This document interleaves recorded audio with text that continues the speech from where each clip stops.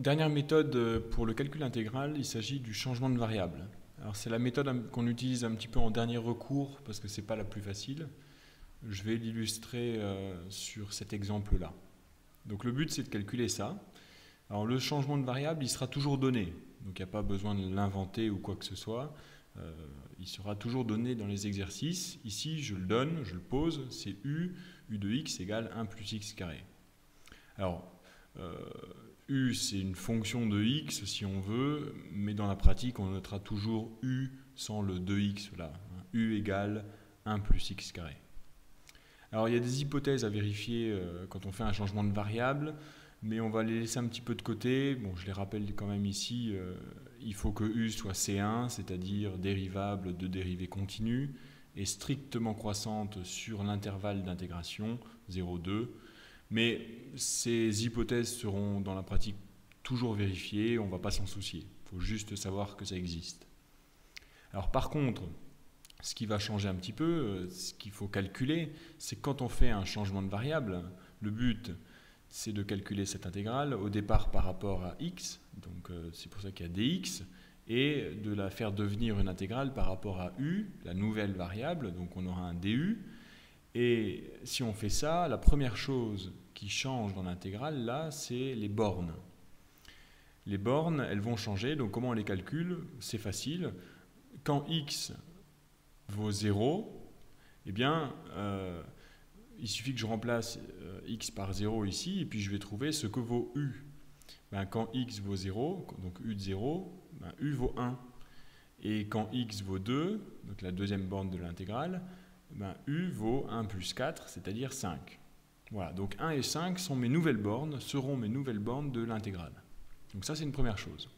Ensuite, la deuxième chose à calculer, c'est que je vais vouloir remplacer x par u, et donc il faut que j'exprime x en fonction de u. Là, j'ai u en fonction de x, donc en fait, il faut que je fasse l'inverse, en quelque sorte calculer la fonction réciproque, hein, c'est ça.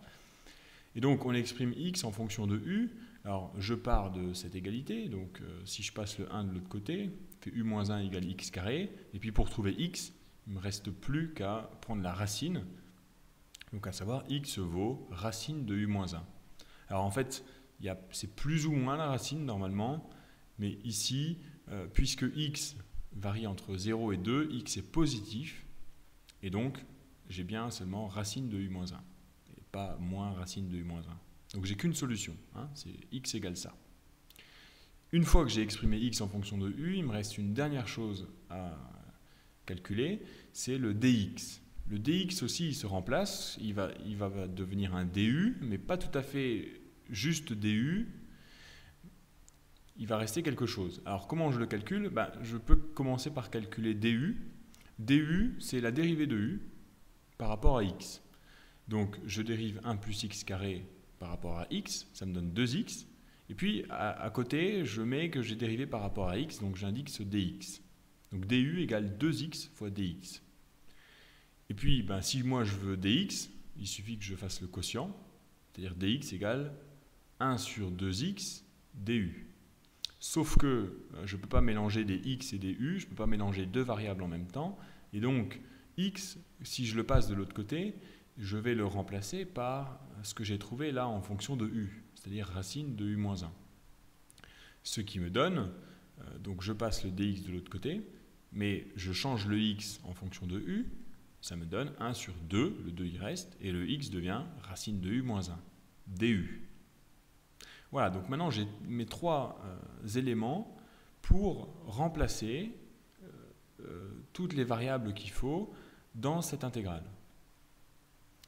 Donc, ma première intégrale se réécrit comme, alors, je remplace les bornes, intégrale de 1 à 5 cette fois, 0 est devenu 1, 2 est devenu 5, x est devenu racine de u moins 1, alors racine de 1 plus x carré, 1 plus x carré c'est u, donc ça devient racine de u, et le dx, c'est ça qu'il ne faut pas oublier, et qu'on oublie souvent, le dx devient, je le remplace par tout ça. Et pas seulement du, mais tout ça, que je retrouve ici.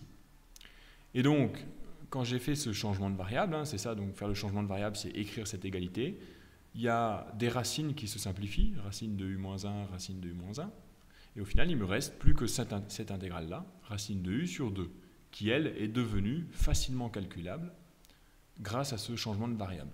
Racine de u, c'est u puissance 1,5, je sais intégrer ça. Donc après, il suffit de compléter.